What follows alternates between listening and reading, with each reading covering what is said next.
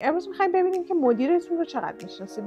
بریم. 3 تا از این تعریف و صفاتی که میگم رو برای مدیرتون انتخاب کن که کدوما بیشتر بهش میخوره.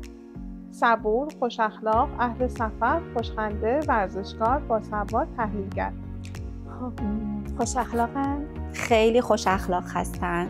خیلی مهربون، صبور و تحلیلگر هستن. خیلی اهل سفرم، علاقه‌مندن. خیلی اهل سفر هستن. خوشخنده هستن. و خوشخنده و خیلی تحلیلگرن.